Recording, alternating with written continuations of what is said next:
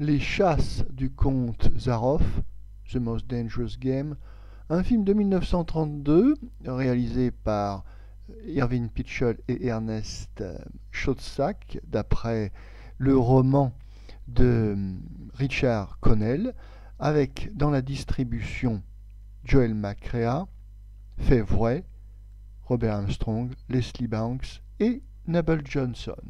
Le sujet: un chasseur de renom, Joel McCrea, échoue sur une île à la suite d'un naufrage dont il est le seul survivant.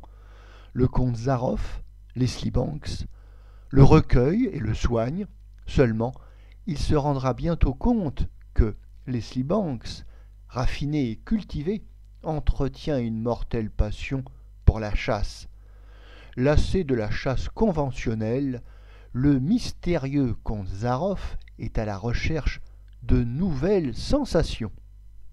Notre avis: alors qu'en France, malgré Jules Verne, la littérature ne connaît pas réellement le genre fantastique, le roman d'anticipation ou d'horreur, il n'en est pas de même dans la littérature anglo-américaine qui a Poe, Wells, Doyle et bien d'autres. Il en va de même au cinéma où très rares sont les films français d'horreur, alors que c'est un genre à part entière à Hollywood.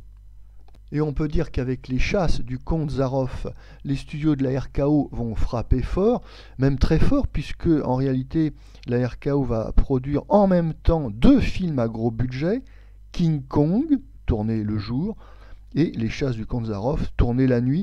D'ailleurs, il y a des points communs entre les deux films dans la distribution. Robert Armstrong et Fay Wray tournent dans les deux films. Leur co-réalisateur des chasses, Ernest Schoedsack, participe aux deux films. Et puis, quand on regarde bien, les décors de la jungle des chasses du comte Zaroff se retrouvent également dans King Kong.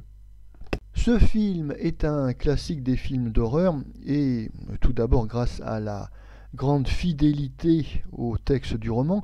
Oui, et puis grâce au fait que la censure n'est pas encore appliquée avec beaucoup de rigueur jusqu'en juillet 1934, on a quand même des moments savoureux, alors ne serait-ce que dans la description du comte Zaroff, qui est vraiment un personnage sadique et terrifiant.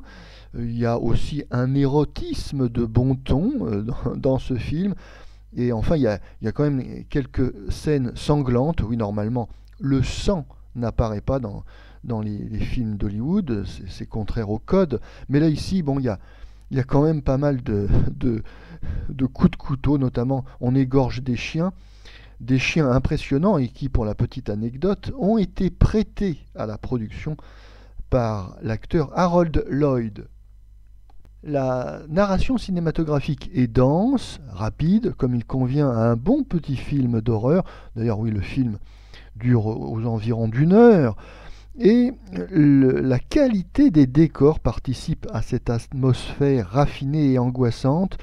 Oui, on a des décors vraiment très soignés, la forteresse gothique, les landes embrumées, et puis, comme je le disais, la jungle luxuriante qu'on retrouvera dans King Kong.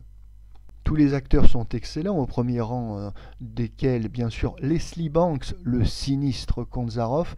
Et notons enfin, pour l'anecdote, une curiosité.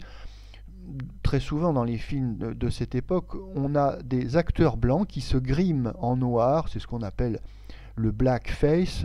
Et ici, je crois que je ne sais pas si ça existe dans d'autres films, mais en tout cas ici, il y a un acteur noir, Noble Johnson, qui est grimé en blanc, puisqu'il interprète un serviteur cosaque. Donc c'est une situation de whiteface assez curieuse et, à mon sens, totalement inédite.